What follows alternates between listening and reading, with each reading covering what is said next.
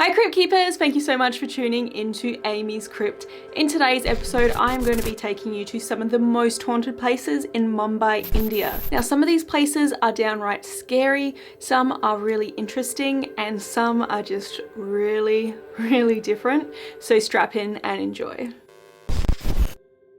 To kick off this list, I'm going to be taking you to a place that has a pretty sinister backstory. This is an abandoned former housing community that sits on the outskirts of Mumbai. It basically consists of several former homes, and these were all abandoned after a fire tore through them and destroyed them pretty badly. I was lucky enough to be taken to this location by a local team who had investigated it after hearing from the locals that lived in the area that the former housing community might be haunted because there was a lot of strange things going on there. People who lived nearby had reported to hear weird noises in the dead of night when no one was around, as well as seeing movement and shadows coming from these former homes. So after this team, who are known as pairs, were called in to investigate this area, they indeed found some pretty weird activity for themselves. A couple of them had actually sighted shadows moving throughout the abandoned ruins, as well as one which was particularly weird and sinister because it showed up as a large black mass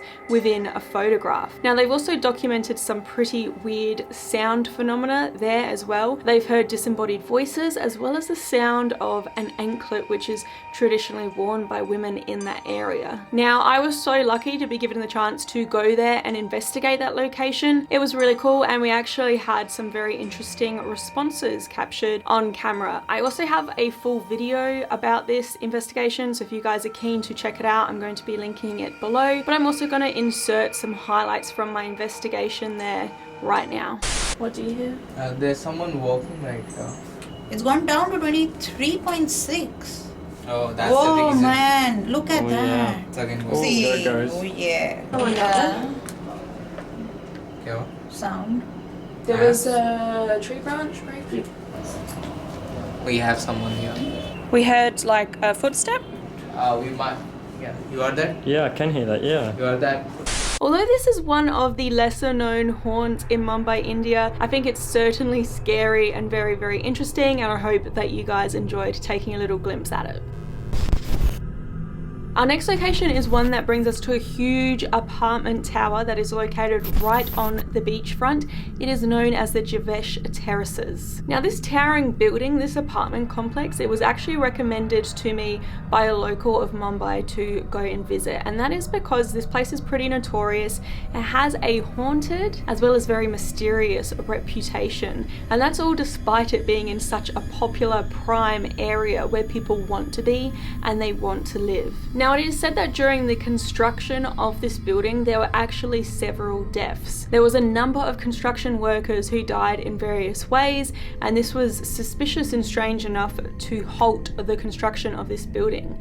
And this is where a lot of the mystery comes in, because this half-built building sat there for a good 5 years until the project was taken back on, and eventually the towers were finished and completed. But because so many construction workers died during its building, many people consider this place to be cursed. While it isn't exactly known where the origins came from saying that this place is cursed, many people have speculated its curse comes from being built right over the top of a mass burial site. Now, there's no documented evidence that suggests that this is truth, that the building is actually upon a burial site, but these rumors still circulate and are very strong, and people believe this is why it's cursed. They also say that this place is very haunted, and a lot of the people who are living within the apartment complex now have reported to encounter the paranormal within their homes. Now, this isn't just the ghosts of the construction workers who passed away.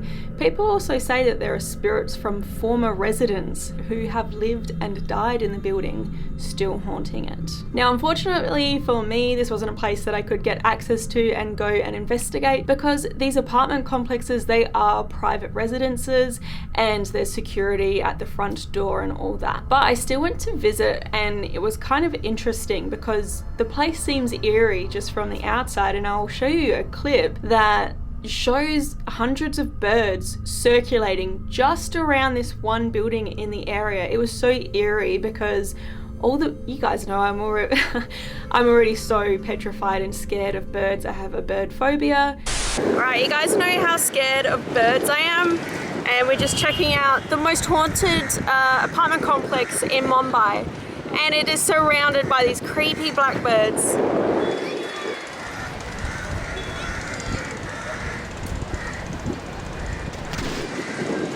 Oh my god, there's so many.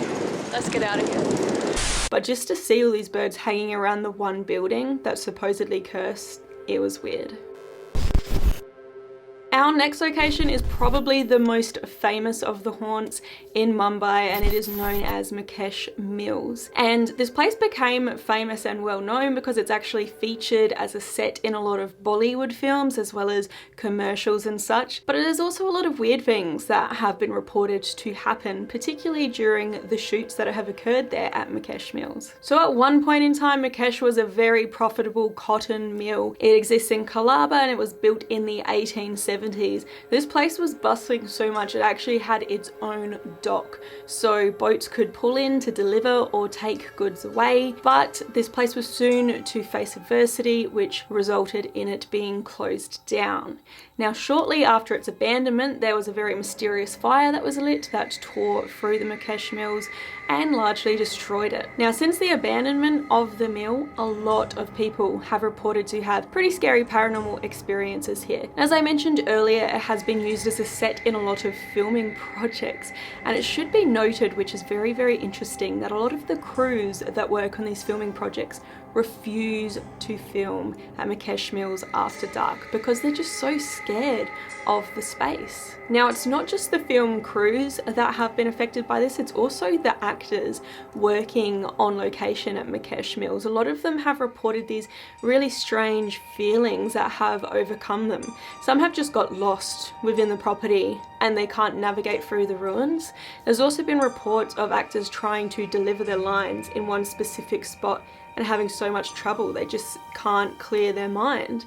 But then if they go to another place, they can do it perfectly. And then there's also a lot of people who have said that they've had just serious chills when they're inside Mukesh Mills, and they just can't shake that feeling that they're being watched. And then on top of this, we have a number of actors who have just flat out refused to ever return to work at Mukesh Mills or work there at all. And that largely comes from reports of people being possessed here, which has just scared a lot of people. Now, there is one pretty famous possession story here, and it tells of this young girl who was overtaken by something or someone that was quite dark, and the crew around her were trying to help her through this weird experience, and they reported that her voice turned very deep and very hoarse, as if it was not her own voice at all. It actually sounded like it was a male speaking through her.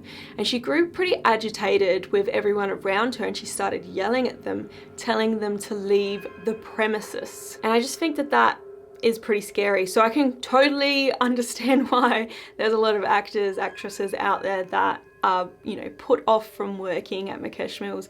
I would personally so be down for it, but hey, it's not for everyone. I actually did try to go to and visit Mukesh Mills. Unfortunately, I was unsuccessful. I could not get in. This place is heavily guarded by security and they won't have a bone of it. They will not let you in. The best that I could do was I found a pretty good vantage point from a nearby fish market, so we could zoom in on Mukesh Mills from a distance. It is disappointing, and I really did try to get in for you guys. So our next location on this list is one that you really cannot access to go and film. And as I tell you some information about what this place is, I think that you guys will totally understand and appreciate this.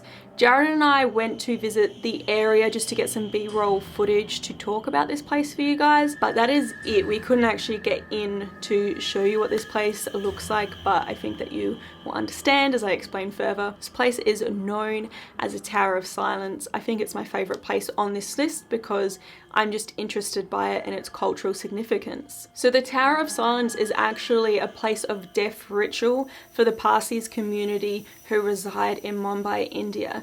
And these are a group of people who came over from Persia back in the day to India. The community there in Mumbai is still very prevalent and very large. So basically the Tower of Silence is a platform where the Parsis community bring their dead, and they are laid out on top of this tower in a ceremonial process where the bodies of the deceased are basically left to the elements, and namely birds such as vultures, which are very common in the area. So I know this is a very different practice, a very different death ritual, but you know, it's a huge ceremonial thing, and it's actually a way where they can prevent and ward off evil and things like demons following the death of people in the community. Now, understandably, this place is often cited as one of the most haunted places in Mumbai as well as in India, and you can kind of get the feeling as to why there is a lot centered around death here, but it is kind of just, you know, the same as a crematorium or a graveyard. Maybe these rumors that this place is so haunted stem from the fear of something so different, because to me this is a very different death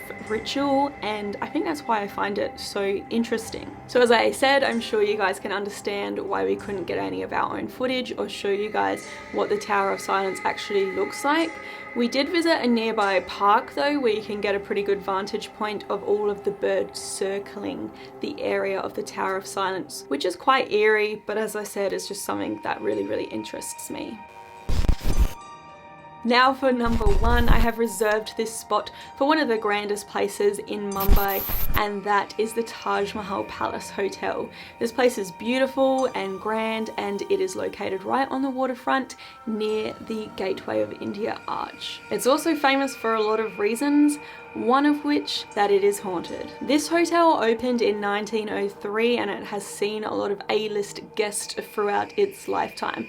There's been celebrities, movie stars, world leaders to stay there. This place was also important because it functioned as a wartime hospital during World War II. Unfortunately, it also has a very sad moment in its history. In 2008, there was a pretty dark terrorist attack there, which resulted in the deaths of a lot of people. Now, despite the traumatic past of the Taj Mahal Palace Hotel, its haunting isn't actually related to any of those dark moments in its history. Now, to understand the haunting, we really do need to go back and look at when this place was being constructed. Here we meet a man named W.A. Chambers, and he was actually the head architect looking after the project and the construction of this hotel. Now, legend has it that he approved a bunch of blueprints for the hotel before going away on a short trip over to the UK. Now, when he returned, he realized that he had made a massive error in this. He approved something that caused the hotel to be built facing the wrong direction. Now, he's said to have been quite a perfectionist himself,